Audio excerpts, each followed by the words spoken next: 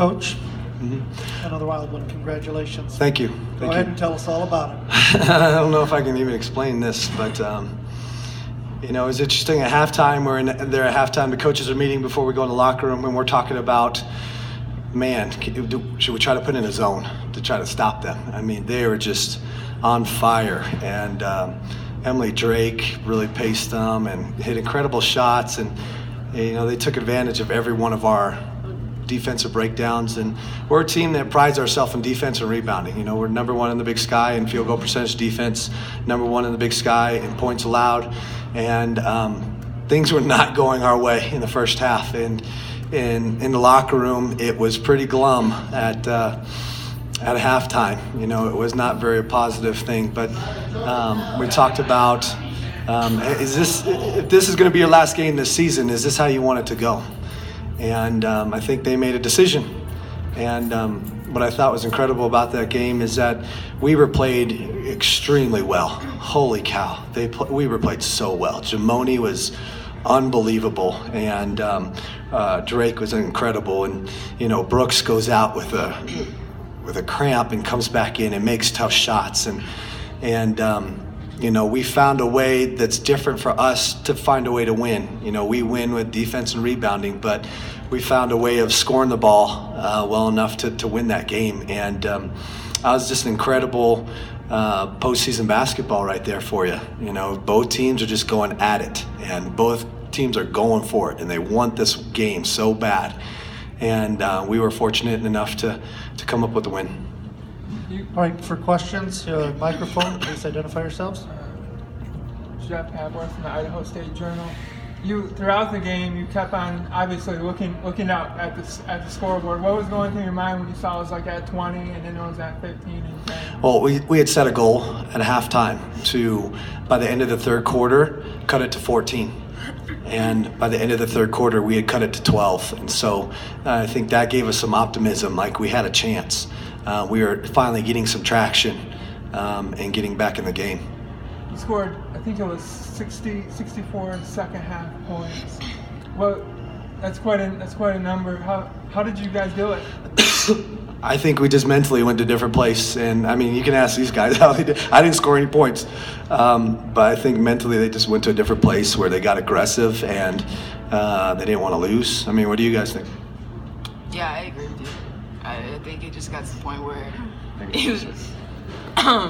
We just got aggressive, and we just realized the position that we were in, and it was like at that point when we were down by over 20, it was like at this we have nothing to lose. We might as well just play as hard as we can. How did you not get overwhelmed by that margin and back down? The internet always shows you like cool videos on how people overcome big deficits, and that kind of gives you a little optimism. And we're in Reno, and it's March. You guys have a lot of. This is your third absurdly exciting game in the quarterfinals. Has it been okay on your heart seating over these last three? It's his hair. Yeah, my hair and my voice. I've actually been. It's not from just yelling. I'm losing my voice. I've got a little cold or whatever, but yeah.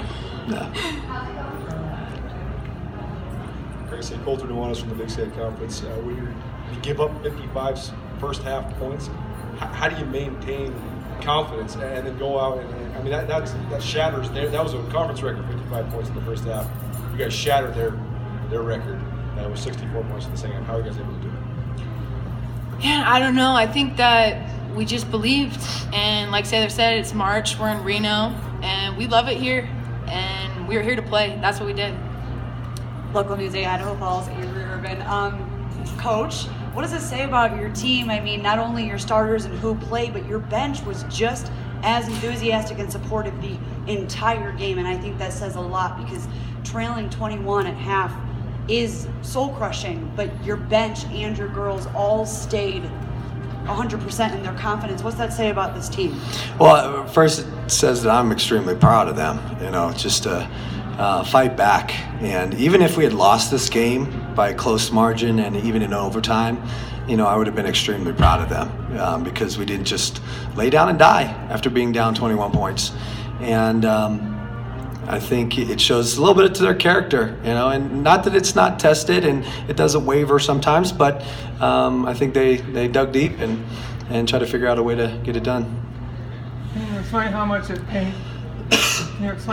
pained you as a defensive coach when you were just scoring gobs and gobs of points throughout the game? Yeah, it hurt. That hurt. You know, you feel like your defense will always put you in a position to win, but I think I had a switch that flipped too. That was like, okay, the offense is rolling now.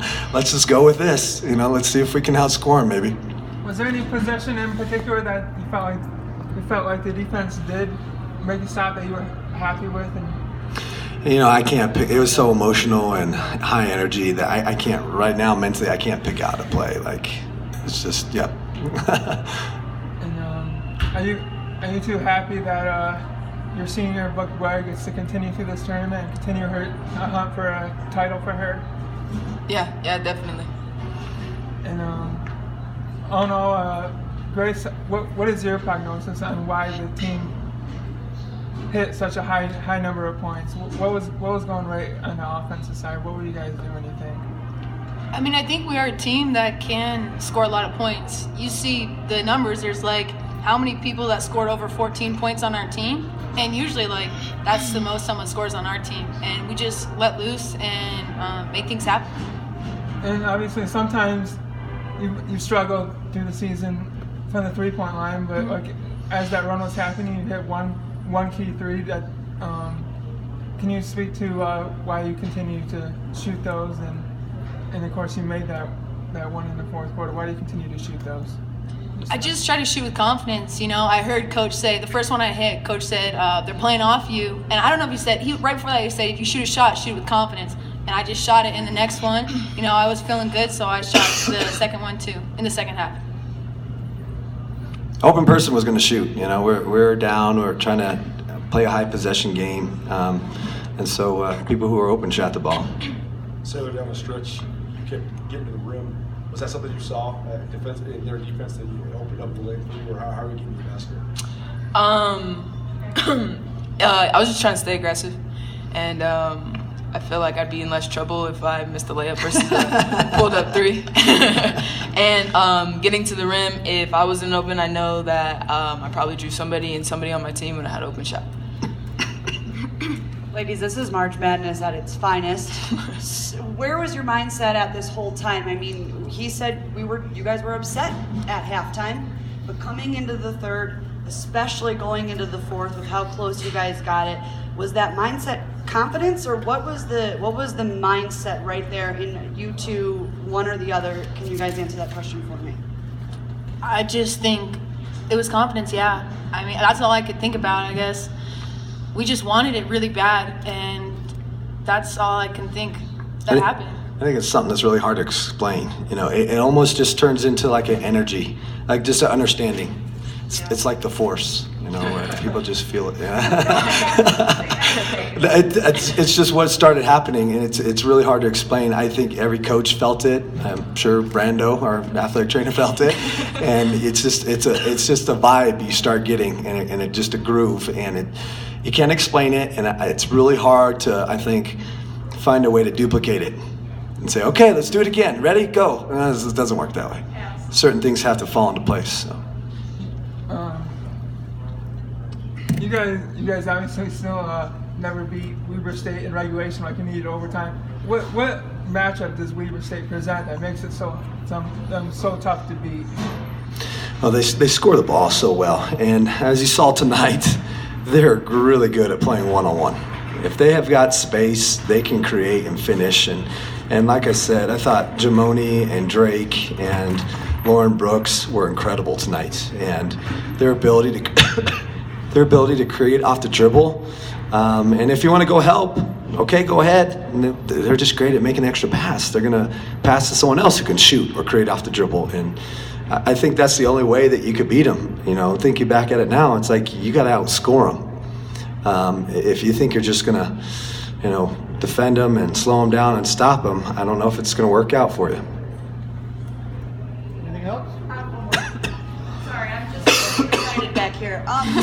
Looking forward, I mean, you guys did just win. I can't say we. You guys did just win, but like, with the energy that you're feeling right now and looking forward, how are you guys feeling with the rest of March ahead, and especially after this win? How are you guys feeling as a team, as a squad, as a whole? How are you feeling? There's a question. I think especially after this win, we just kind of realized what we're capable of, and now going into our next game, just trying to, I guess, apply it all throughout the game and not wait until we're down by 22. But yeah, I think we just have a lot of confidence right now. Just one last question. Seeing that, obviously this is the third straight quarterfinal with a lot of emotion and all of that. What has been the key in the last two times as far as getting over that quickly and moving on to the next game? I think a lot of rest and recovery, hydration, eating properly, and then again, not trying to overcoach, not trying to overdo it, not trying to overthink. You know, just playing. We've already, gone through 32 games and 31 games, and now it's time to just play and enjoy it, and stay optimistic. And I said this the other day too. You dance with the person you brought to the dance. You don't try to do something new and different in March. You want to execute. Coach, ladies, thank you very much.